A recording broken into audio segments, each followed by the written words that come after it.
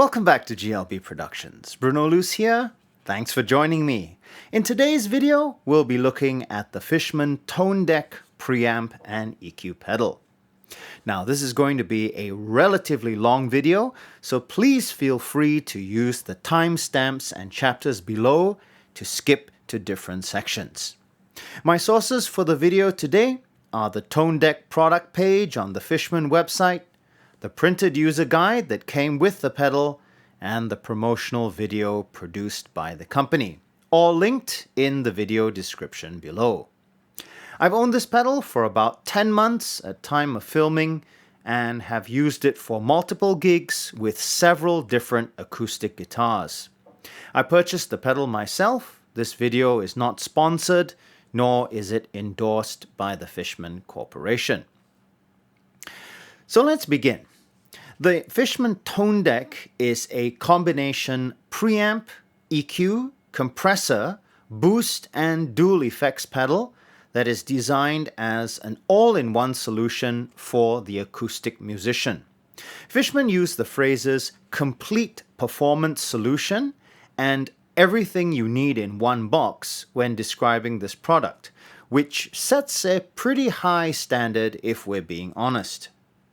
To begin with, let's look at some of the language that Fishman use in their marketing and promotional material. The first phrase we see is pure analog circuitry. In other words, your signal is not converted to ones and zeros when passing through the pedal. Unlike other units which convert the input signal to digital, apply processing in the digital domain, and then convert it back to analog before the output stage. While there's nothing inherently wrong with this, some people feel that a fully analog signal chain gives fewer opportunities for signal loss and prefer it over a pedal that uses digital processing. Now, it's important to note that while the primary signal chain in the pedal is analog, the effects are digital. These are run in a so-called parallel or sidechain signal path, which maintains the integrity of the analog original. Fishman makes this clear in the specifications section of the website, but I'm not sure if I would use the term pure analog to describe a pedal that contains digital effects. Anyway, now you know. The second phrase we see is fully balanced stage DI. In other words, the pedal features a balanced low-impedance XLR output that allows your signal to be run long distances without picking up noise or interference along the way. In other words, a built-in DI box. Fishman also state that the XLR output features automatic ground lifting. In pro audio, the term ground lift generally refers to the ability of a circuit to disconnect pin 1 of the XLR output to prevent noise due to ground loops. This is quite common in live performance situations where the stage gear is on a different AC circuit to the mixing console and other parts of the sound system. In the case of the ToneDEQ, Fishman have designed the pedal such that plugging into the 1/4-inch output automatically disconnects the ground on the XLR output, which should prevent ground loops from forming, as described previously. If you'd like to learn more about direct boxes and lifting grounds, please check out my video series on this subject, link in the card above. The next phrase we encounter is Discrete Class A Preamp. When you see the term discrete in electronics, it doesn't mean that the circuit won't gossip about you. It simply means that there are no integrated circuits, also known as microchips, in the circuit. Rather, it uses a combination of individual components that are selected for the best performance in that particular application. For example, individual transistors, op-amps, or tubes. The term Class A refers to the circuit type or topology.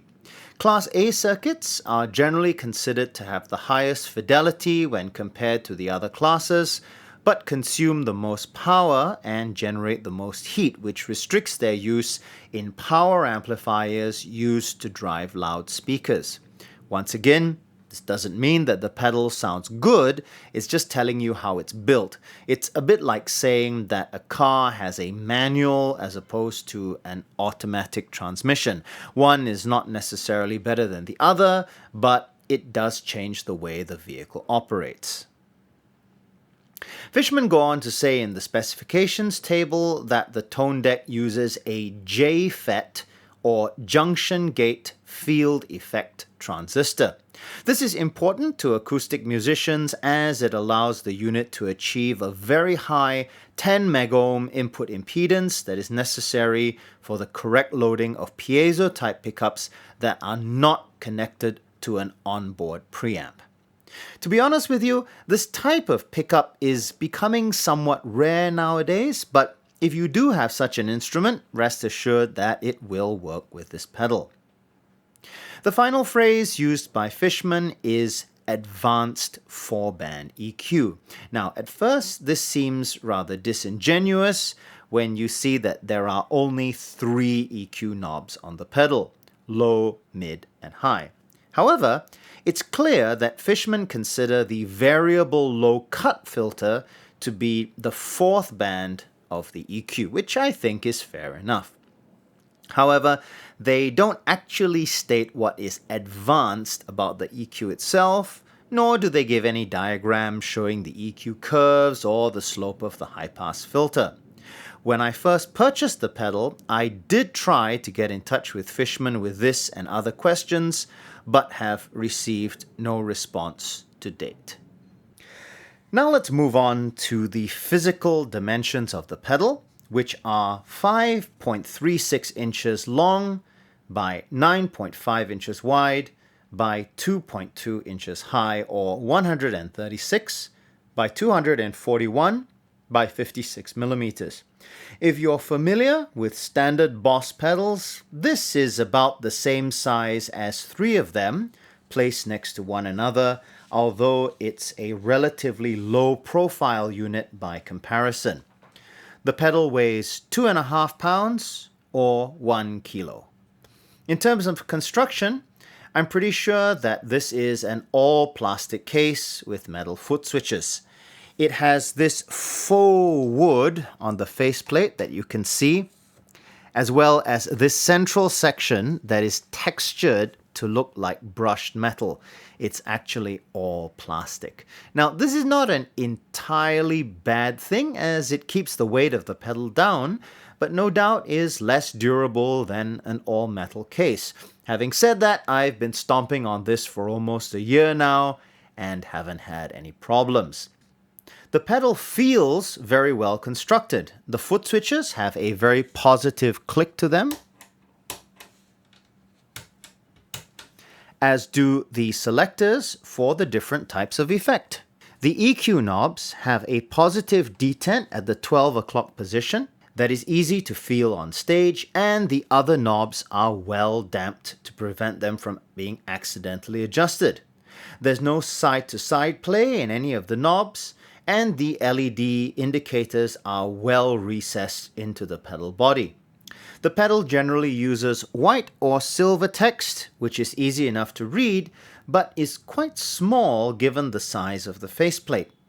The pedal has 4 rubber feet on the bottom, which are quite effective at keeping it in place on stage, and there's a sort of abbreviated user manual printed right on the bottom panel, which might come in handy at a gig. In contrast to the knobs and switches on the face of the pedal, there are 2 small potentiometers on the right end of the unit next to the input jack socket, which adjusts the input trim and boost levels respectively. In terms of feel, I think these are not up to the standard of the rest of the pedal. The input trim is too loose in my opinion. I'm always worried that it will get changed accidentally when putting the pedal into a bag or case. The boost level, by contrast, I feel is too stiff. It starts out okay, but then gets really stiff around 11 o'clock only to loosen up around 2 o'clock.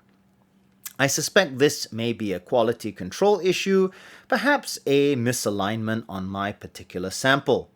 The knobs are also nearly flush with the case of the pedal, meaning that you need to catch your fingernail on one of the small nubs around their circumference in order to move them.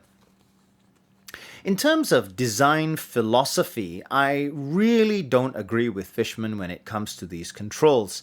It's clear that Fishman have made these deliberately difficult to adjust because that makes them hard to change once set. The assumption seems to be that the input trim and boost level, once set, would not need to be changed on the fly. But if you think about it, what if you regularly use the pedal with two instruments, one active and one passive? The former would need relatively little input gain, the latter much more. Swapping guitars mid-set and needing to adjust this control would thus make for a very frustrating experience. Not only are the controls physically hard to adjust, the actual level is very difficult to see. As you can see from the close-up, there is a small arrow molded into the plastic, but this being black on black, it's impossible to see unless you have light shining directly on it. Which means that in practice, I set this control to 2 o'clock and just leave it there. Similarly, when it comes to the boost control, I feel that there are situations where you would want to make mid-set adjustments. For example, let's say that for one song, you want a slight boost when going from verse to chorus, but for the next song, you want a much bigger boost for a solo. I would much rather these controls be placed on the face of the unit with knobs the same size as those in the second row. In fact, there is enough room here on the pedal to easily accommodate two more knobs of this size. Ergonomically, this is really my only objection to this pedal, but for some people, it might be a deal breaker. In terms of inputs and outputs, the pedal has a single 1/4 inch input on its right end and two outputs on the left. An unbalanced 1/4 inch output labeled amp output, which can be used to connect to an acoustic amplifier or other pedals, and a balanced XLR output with an associated pre-post switch. This apparently innocuous switch bears some discussion. With this switch in the in or pre position, the signal for the XLR output is tapped after the input trim and low-cut filters. With it in the out or post position, the signal is tapped after the boost function, but before the volume knob. This large knob, this one, only sets the level for the 1/4 inch amp output. In the demos that are to follow, you'll notice that this knob is turned all the way down. It doesn't affect the XLR output. Fishman don't discuss the reasoning behind this design decision, but presumably it's to allow you to have independent level control over a stage amplifier while allowing the front of house volume to be set by a sound engineer. It's also useful if you play a guitar that does not have an onboard volume control. Another point to note is that the pre-post switch makes a big difference to the output level of the XLR connector.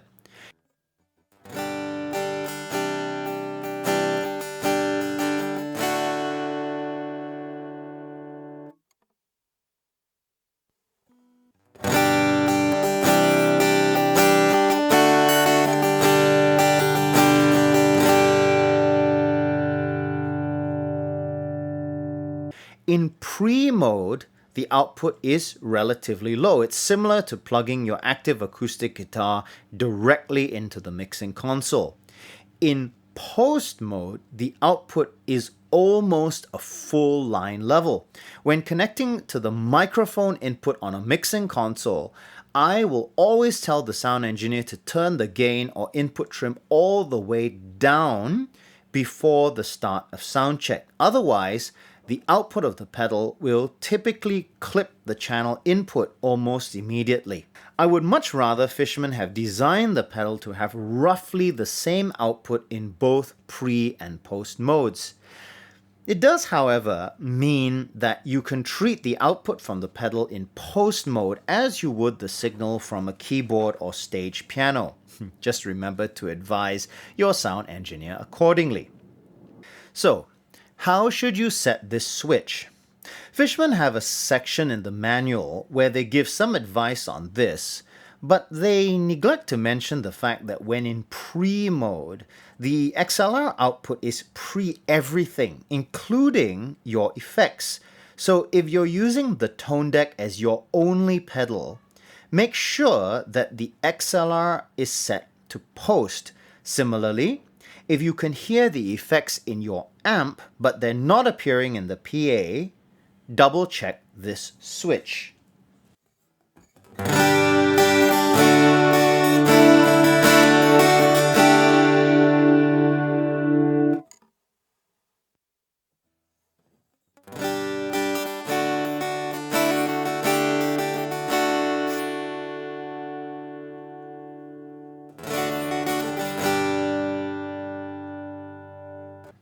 On the other hand, if you have other pedals placed after the ToneDEQ, you could use the XLR output to send a dry or unaffected signal to the PA system, and then place a second DI box at the output of your pedal board to send the wet signal. Many sound engineers prefer this type of setup because it gives them the ability to blend the dry and wet signals independently from what you have set up on stage. This would also be useful if you have a stereo pedal further down your signal chain. You could send a mono dry signal with the onboard XLR and have a stereo DI box further on to capture the stereo wet signal. So this is quite a useful feature, just know how you're using it. The right end of the pedal also features an input for external power. The ToneDEQ can be powered by any standard 9-volt center negative power supply. Battery life is stated as 12 hours on alkaline and 18 hours on lithium batteries. The pedal runs off a single 9-volt battery accessed through the door on the bottom panel. This door is hinged to prevent you from losing it, but it is plastic and quite flimsy, so be careful not to break it off when changing batteries. The level LED next to the volume control doubles as a low battery indicator by lighting solid red. In the real world, I found it to be quite accurate. When it turns on, you have about an hour of battery life remaining. Now, let's move on to the demo section. For this demo, I'll be using a Takamine CP7 MOTT. This guitar has the Takamine line driver preamp and as such does not have any external volume or tone controls. So everything that you hear comes from the ToneDEQ itself. The guitar is plugged directly into the pedal's input and the XLR output set to post is plugged into a Tascam DR100 Mark III recorder. Before we set the input trim on the side of the pedal, it's important to understand what it does. This is not a volume control, rather it's analogous to the gain control on a mixing console. In other words, it brings the signal coming out of the guitar up to the level where the pedal can deal with it. The reason it's labeled trim rather than gain is because this particular control has the ability to both decrease as well as increase the level of the input signal. Fully counterclockwise, the input signal is decreased by 6 dB. Fully clockwise, it's boosted by 14 dB. There's no detent or visual indicator to show where unity gain is. The way that this control is set is to play your guitar hard and adjust the input trim such that the level LED lights up green and occasionally flashes red.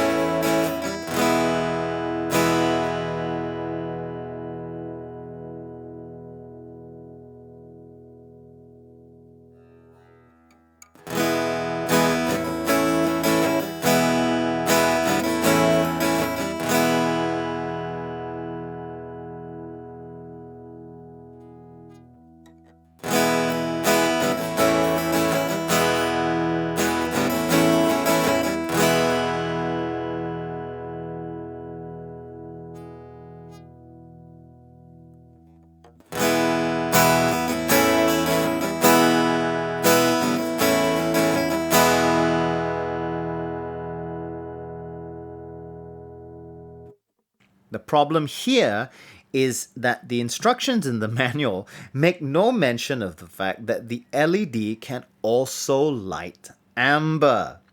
With my guitars, no matter how hard I play or how high I set the trim control, I cannot get this LED to flash red.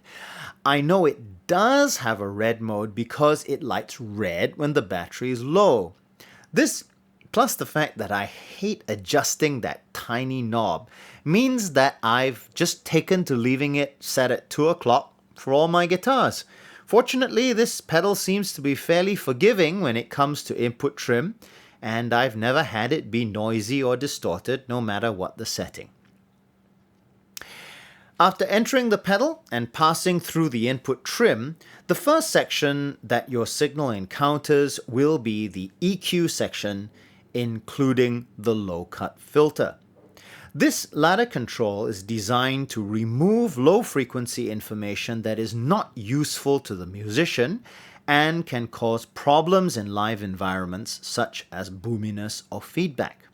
I really like this aspect of the pedal, especially the fact that Fishman give you 3 frequencies to choose from. 80 Hz, which is just below the frequency of the open E string on acoustic guitars in standard tuning, 160 Hz, which is an octave above that, and 40 Hz, which is an octave below.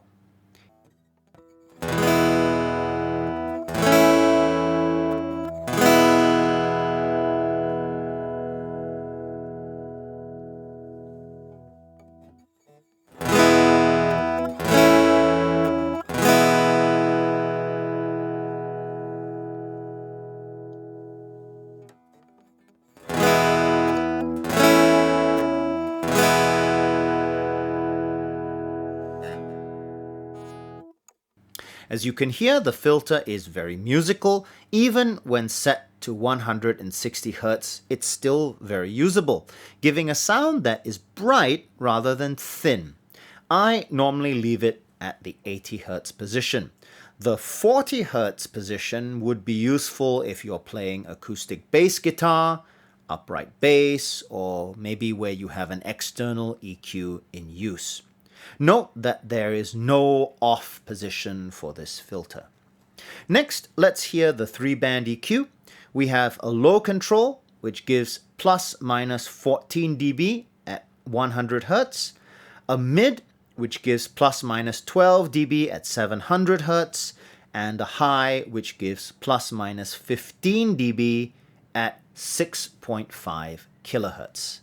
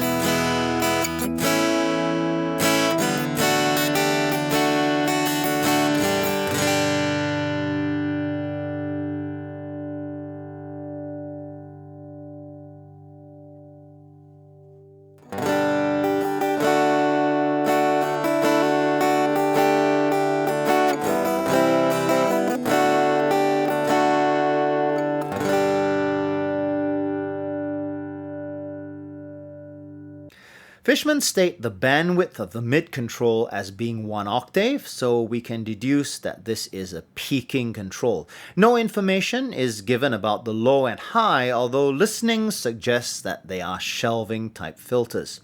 Again, I really think that Fishman has done a great job in choosing these EQ center frequencies. For example, having the low at 100 means that you can set the low cut filter at 80 and then boost the low control for a peaking response which quickly rolls off before the sound becomes boomy, as you heard in the demo. Similarly, 6.5 kHz is good for adding sparkle or brilliance to the sound without sounding too harsh. Bear in mind that the end result will depend on the guitar that you have, as well as the pickup system, as well as your playing style. After passing through the low cut and EQ filters, the signal encounters the compression section. Now, a full discussion of compression is beyond the scope of this presentation, but please see my video on one-knob compressors for a full discussion of the subject. This particular compressor is typical of the one-knob type. It has a fixed ratio of 2.3:1, and rotating the knob clockwise simultaneously lowers the threshold and raises the makeup gain. The indicator LED lights green when the compressor is active and changes to amber when 6 dB of gain reduction is reached.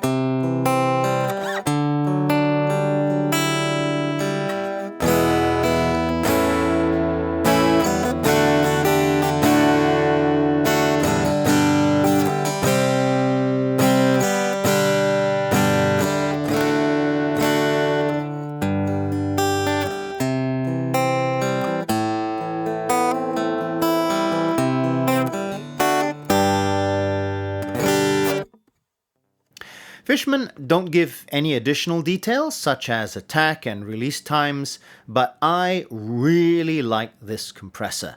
I typically have it set to around 10 o'clock, as you can see here, such that there is little to no compression when I play fingerstyle, and the LED just turns amber when I strum. I find this perfectly complements my playing style, and the fact that the compression ratio is relatively low means that it's quite transparent in operation, especially at settings below 12 o'clock. This feature alone has enabled me to significantly simplify my setup.